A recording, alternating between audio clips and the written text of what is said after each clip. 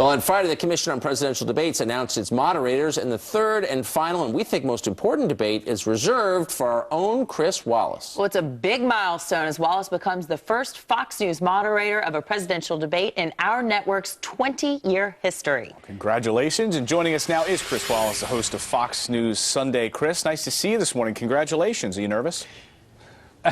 Well, not yet. I've got all the way till October 19th, but I'm very excited, frankly, for myself, but also for Fox. As you say, it is the first time in our history that we've gotten to play in the presidential debates, and I think it's a real statement about our network. How important will these debates be, and how are the candidates prepping?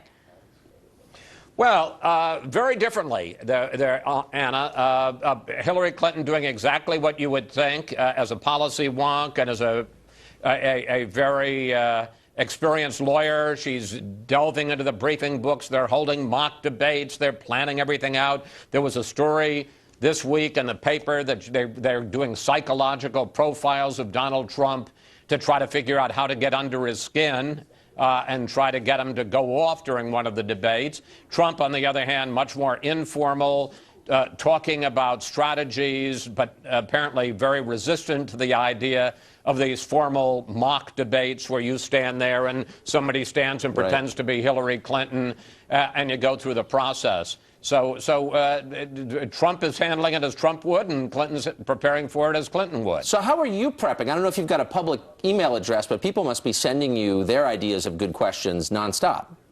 Yeah, but honestly, it's way too soon. And I say that because there are going to be two presidential debates before I get up to the plate.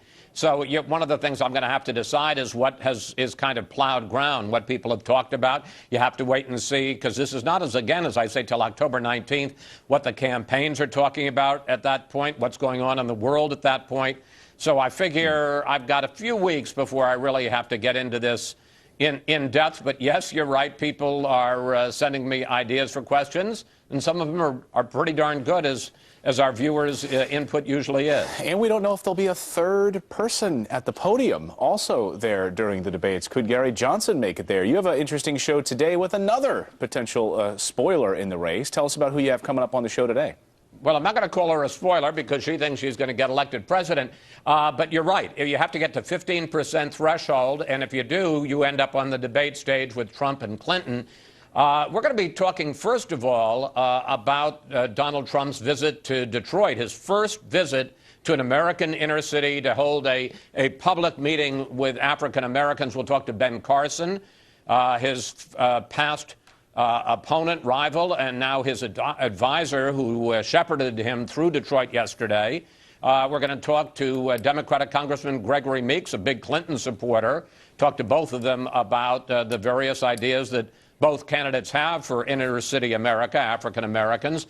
And then, as you point out, we're going to be talking to Jill Stein, the Green Party candidate. And yeah, she's on the ballot in 41 states. And we'll talk to her about her plans for what she would do for America if she actually got into the White House. Amen. We'll watch it. Thanks a million, Chris. Thanks, Chris. Thanks, guys. Up next.